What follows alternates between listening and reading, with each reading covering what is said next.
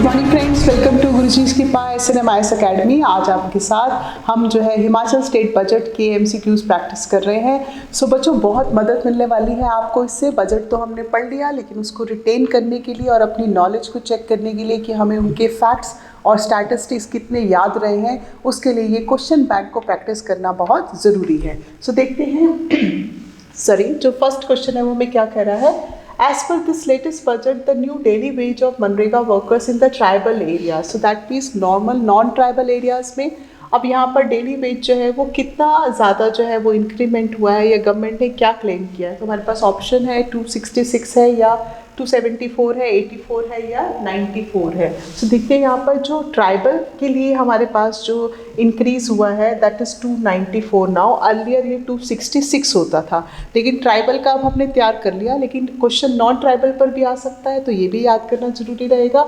At present जो non tribal के लिए मनरेगा डेली वेजेस जो है वो ₹240 है, पहले ये ₹212 होते थे। So that means non tribal के लिए 240 and 294 now for the tribal area. So ये इंफॉर्मेशन जो है आपको रिटेन करनी इम्पॉर्टेंट हो जाएगी। Okay, so this particular naturally we know इसका पार्ट से इससे गवर्नमेंट पर जो है एडिशनल जो है ₹100 करोड़ का बर्डन तो होगा ही। ये एक्सपेंडिचर स्टेट गवर्नमेंट खुद बेयर करेगी, राइट, सेंट्रल गवर्नमेंट की फंडिंग के साथ। अब सेकंड क्वेश्चन हमारे पास है, अब इस बजट में Himachal state government has announced to facilitate the training of the farmers and the individuals who have been involved in the fish farming.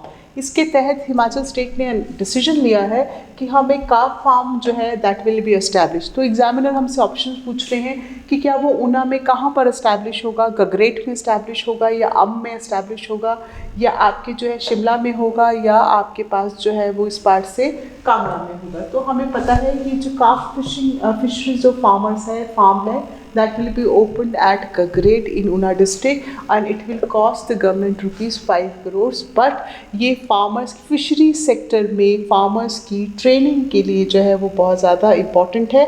और इस पर्टिकुलर प्रोजेक्ट का जो एम है वो ये कि every year they are going to train 600 farmers who have been associated with the fisheries area, right?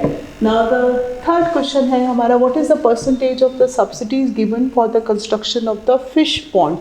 So देखते हैं गवर्नमेंट जो है हमें 60, 70, 80, 90 में से इस परसेंटेज से क्या सब्सिडीज प्रोवाइड कर रही है।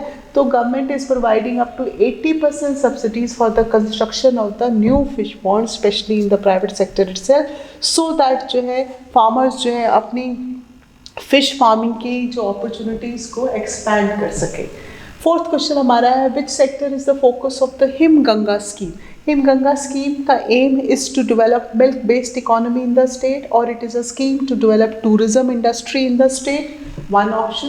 सो जैसे कि हम टाइटल को ही देख पा रहे हैं इस पार्ट से, हिमगंगा, so that means it is related to national dairy development program। so हिमगंगा is related to milk based economy, तो इसका tourism एक industry से linked नहीं है। it is a scheme to develop the pharma industry, no।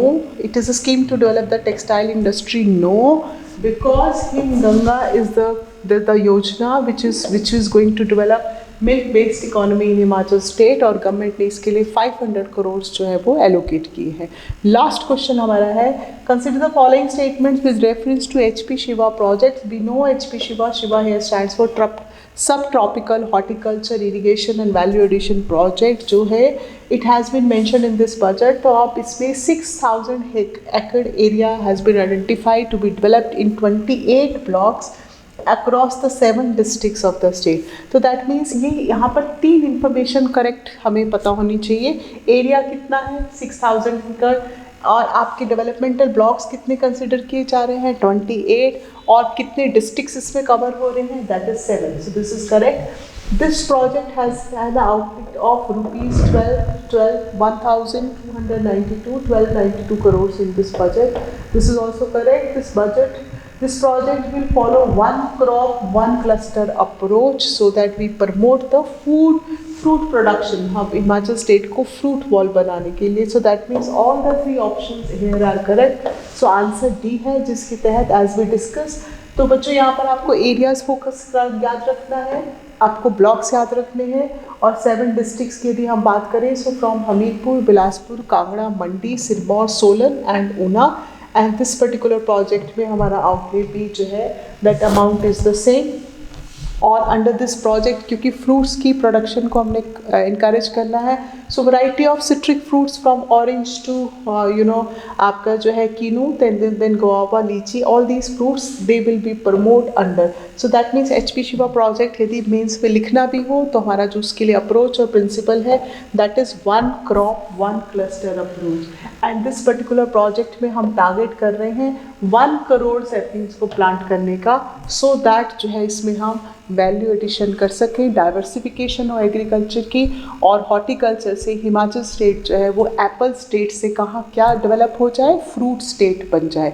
सो वो सिर्फ जो है एप्पल स्टेट ना रहे, तो हिमाचल स्टेट की फ्रूट इकोनॉमी को एनकरेज करेगा, बूस्ट करेगा ये HP Shiva project, right. So this is all for today. Do practice these questions. Wish you all the best.